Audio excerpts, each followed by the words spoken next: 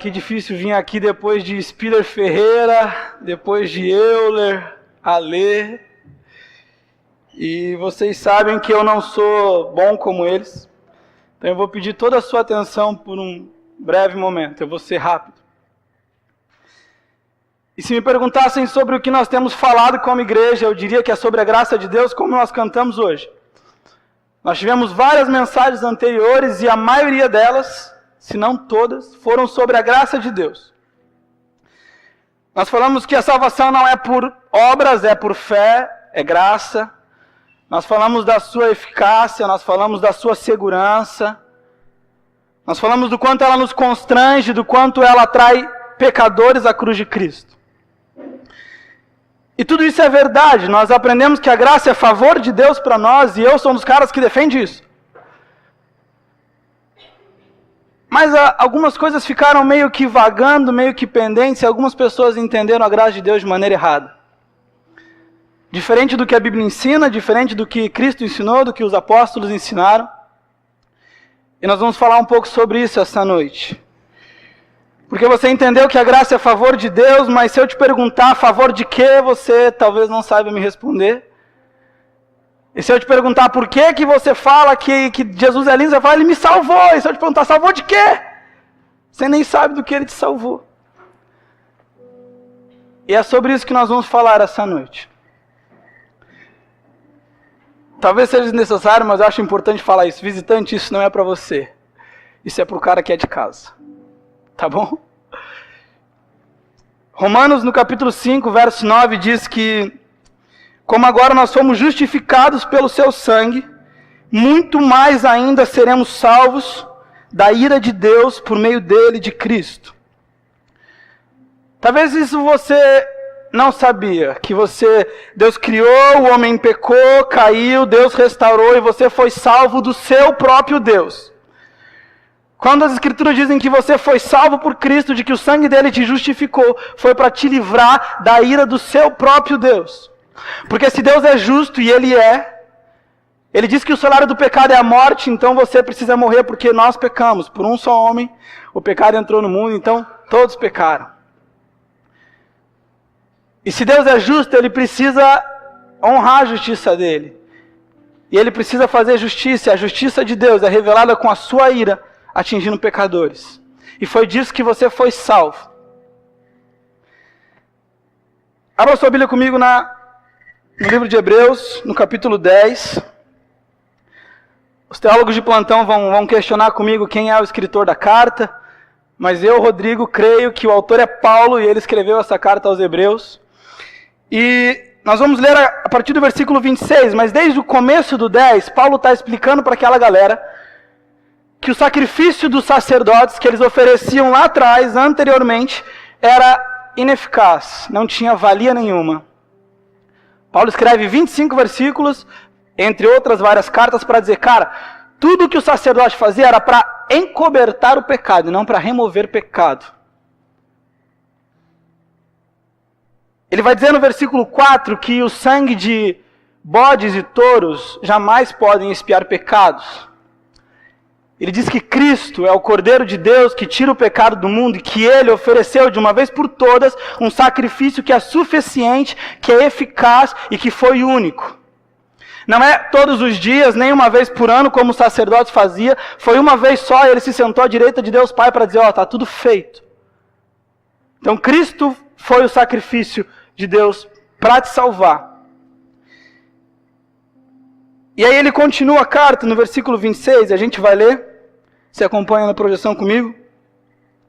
E depois de ter dito tudo isso, ele diz o seguinte: se continuarmos a pecar deliberadamente, depois que recebemos o conhecimento da verdade, já não resta sacrifício pelos pecados, mas tão somente uma terrível expectativa de juízo e de fogo intenso que consumirá os inimigos ou adversários de Deus. Quem rejeitava a lei de Moisés morria sem misericórdia, pelo depoimento de 2 ou 3 testemunhas, e quão mais severo castigo julgam vocês merece aquele que pisou aos pés do Filho de Deus, profanou o sangue da aliança pela qual ele foi santificado e insultou o Espírito da graça. Pois conhecemos aquele que disse, a mim pertence a vingança, eu retribuirei. E outra vez ele diz, o Senhor julgará o seu povo. Terrível coisa é cair nas mãos de um Deus vivo.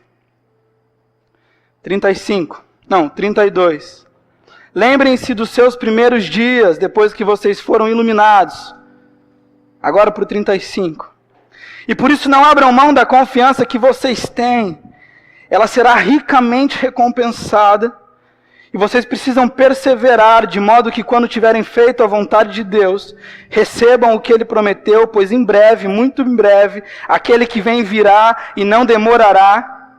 Mas o meu justo viverá pela fé, e se retroceder, não me agradarei dele. Nós, porém, não somos dos que retrocedem e são destruídos, mas do que creem e são salvos. Paulo ele escreveu uma carta toda porque ele tinha uma preocupação. Ele pregou para um grupo de pessoas, ele falou, cara, esqueçam a lei de Moisés, aquilo lá não valia de nada. E aí ele explica sobre Cristo, mas ele tinha um problema, porque essa galera que ouviu da liberdade de Cristo, que falou, cara, esqueçam o jugo pesado da lei, venham para Cristo, onde o jugo é suave, os fardos são leves. Cristo te salva pela graça, você não precisa fazer nada, entre aspas. O problema é que aquele povo, ele queria voltar para aquelas práticas antigas, ele queria voltar a ser pagão. E aí Paulo escreveu isso para eles, porque ele tinha uma preocupação. Que depois do povo ter sido iluminado, ter conhecido a verdade, eles voltassem para as velhas práticas. E não é novidade que esse é um problema nosso hoje.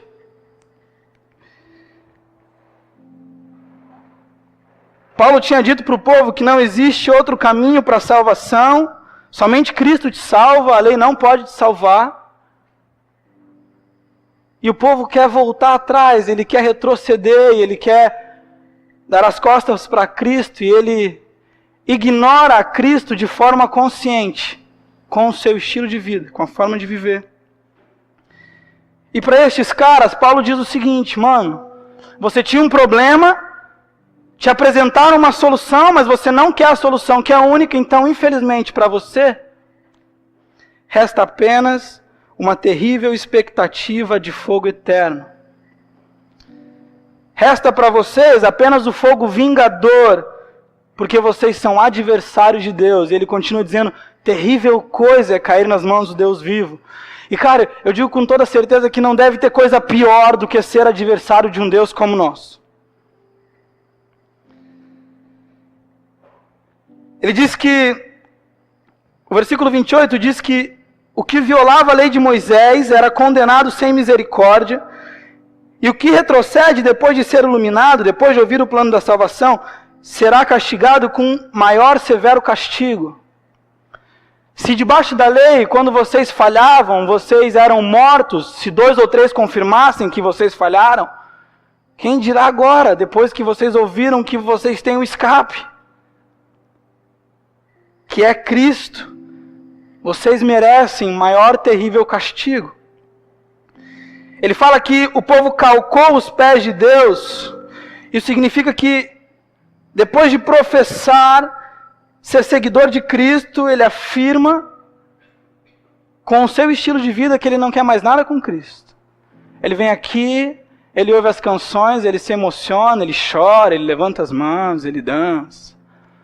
Mas o seu estilo de vida só diz que ele não tem parte com Cristo, ele não quer nada com Cristo. Ele diz que eles profanaram o sangue da aliança. Você vive como se o sangue de Cristo fosse inútil. Ele diz que nós ultrajamos o Espírito da graça. O Espírito te convenceu do pecado, ele apontou a Cristo e você despreza Cristo completamente. Dar as costas para Cristo é um pecado de intensa punição. E Deus diz que a Ele pertence a vingança e Ele vai retribuir isso tudo. Porque se Deus é realmente justo, Ele vai realmente retribuir, porque Ele disse que ia retribuir. Ele diz, vocês dizem pertencer a Cristo, mas cometem pecados deliberadamente. Isso só revela que vocês não têm parte com Cristo. Vocês não entenderam nada da graça e vocês não estão debaixo dela. E sendo assim, vocês estão debaixo da ira de Deus. E Ele virá, e virá em breve. E Ele vai vingar o seu filho. E a ira de Deus, cara, ela é revelada num lago de fogo eterno. É chato falar disso. Mas é necessário. Ninguém gosta de falar do inferno, ninguém gosta de falar de pecado. Mas é necessário, porque seria como se Paulo chegasse para nós e falasse disso nos últimos dias e falasse, cara, vocês ouviram, mas retrocederam. Dietrich, um teólogo alemão, ele chama isso de graça barata. Porque tem dois grupos de pessoas. O cara que ele vem aqui, ele escuta da graça e ele vai embora, ele nunca mais volta. Mas tem um grupo pior ainda, que é o cara que ele vem aqui, ele escuta da graça, ele continua aqui, mas ele não quer nada com Cristo. Ele vem porque o culto é legal, porque tem luzinha, porque o louvor é bacana, porque o Fred canta super bem. Mas ele não tem parte com Cristo. Esse é o cara que faz da graça barata. Ele fala, cara, eu estou pecando e eu peco mesmo. Afinal, a graça me basta. Mal sabe ele que a graça só basta para os que foram justificados por Cristo. E os que foram justificados por Cristo vivem de forma regenerada. Eles foram regenerados. E o dicionário diz que regenerado é algo que foi revivificado, algo que foi transformado, que foi feito de novo. A Bíblia fala que Deus ele arrancou o nosso coração de pedra, que era caído, que era tendencioso ao pecado, Ele nos colocou um coração de carne. E se você foi regenerado por Cristo, se você foi salvo por Ele, você caminha e você cai no pecado, cara. Não vamos ser hipócritas e dizer que ninguém peca. Mas o pecado ele te machuca, ele te incomoda, ele é um acidente para você. Você não vive pecando deliberadamente, porque você entendeu a graça de Cristo e agora você foge do pecado, você não está atolado nele.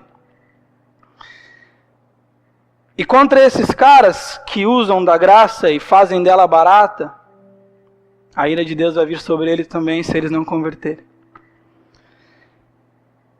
E há duas razões pela qual Paulo disse para eles, cara, permaneçam firmes, cara. Permaneçam firmes. Ele cita alguns exemplos, ele diz, lembrem das experiências anteriores, eles lembrem dos primeiros dias de vocês, quando vocês foram iluminados. Lembrem vocês dos dias de vocês, quando vocês conheceram do Evangelho de Cristo.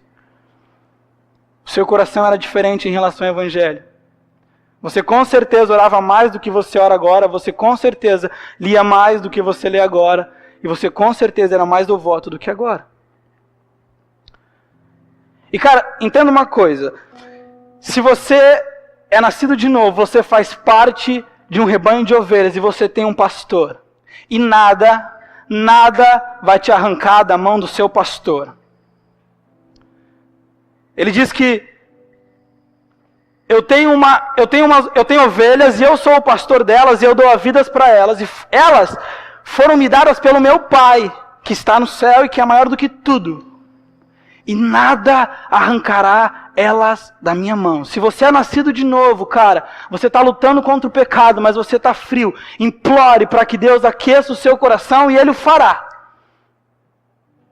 A ira de Deus não serve mais para você porque Cristo tomou todo o seu cálice.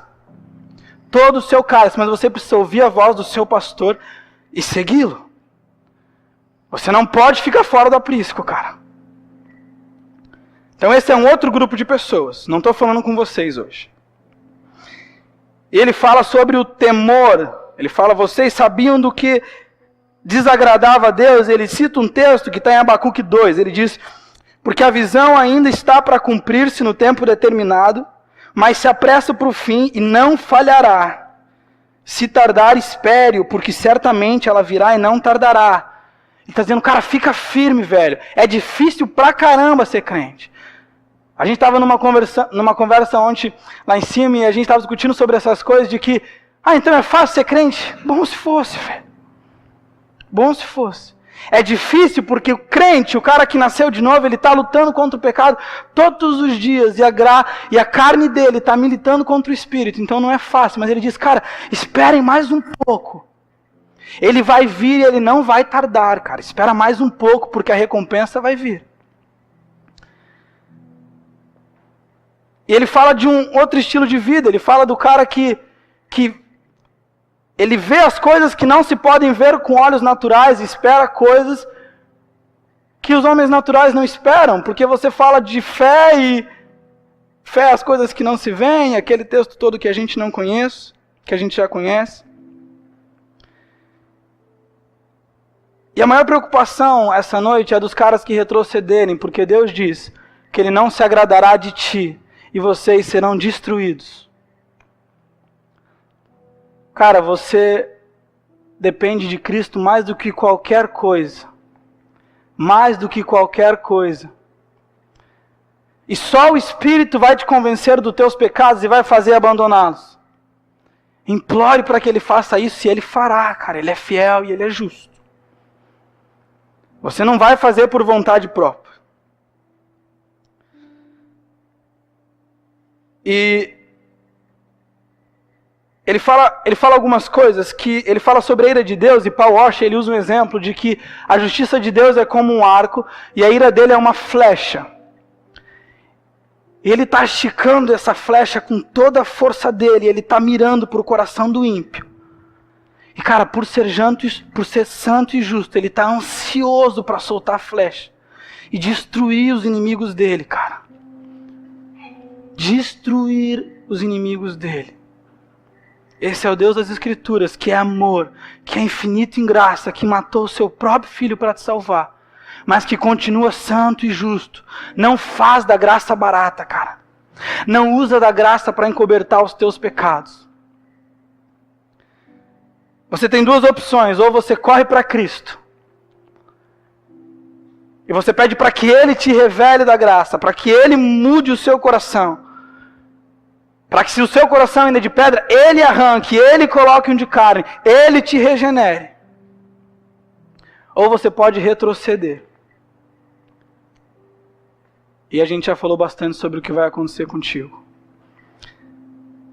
Outro dia eu estava conversando com um rapaz ali em cima, e ele é novo convertido, e eu estava explicando para ele do plano de salvação.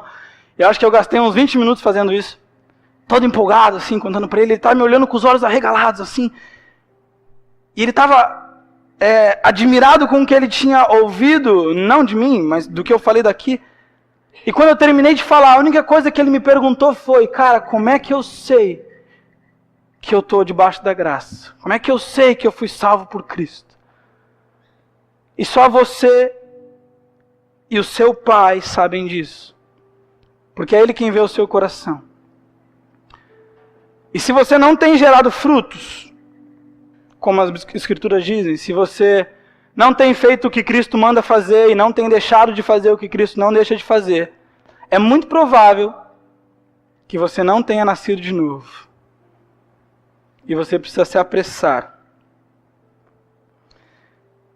A gente precisa desfrutar da verdadeira liberdade que Cristo nos deu, da forma que Ele nos faz aproveitar, cara. Mais uma vez eu repito, não faz da graça barata, cara. Não usa dela para encobertar os teus pecados, porque Deus não tem parte contigo. Amém? Eu não vou fazer um apelo, eu não quero que nenhum de vocês levante a mão e venha aqui para frente e se faça pecador. Eu só quero que vocês meditem no estilo de vida que vocês têm levado, que vocês mesmos olhem para dentro de vocês e digam para vocês mesmos se vocês devem esperar o Cordeiro de Deus com alegria, ansiosos pela vinda dele, ou se vocês devem se desesperar porque um Deus irado está vindo atrás de ti. Baixe sua cabeça, a gente vai orar mais uma vez. Pai, muito obrigado, Senhor. Muito obrigado porque o Senhor nos deu acesso à Tua Palavra e porque ela nos ensina a maneira correta de viver.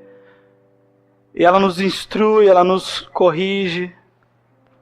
Nós te agradecemos por isso, Pai, mas nós pedimos a Tua ajuda para que ela seja viva em nós.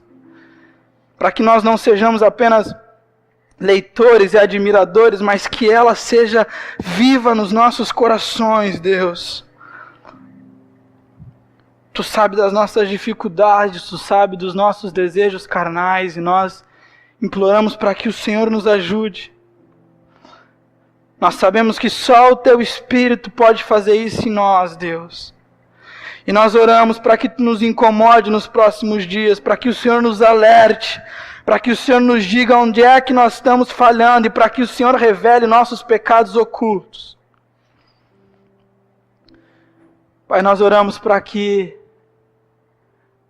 o Senhor realmente nos sustente até o dia glorioso do Senhor, Pai. E que o Senhor nos ajude a permanecer firmes. Não nos permita retroceder, Deus, não nos permita retroceder. Nos sustenta até o seu dia glorioso, Pai. Em nome de Jesus nós oramos. E mais uma vez nós nos colocamos num lugar de completa dependência do Senhor. Em nome de Jesus. Amém.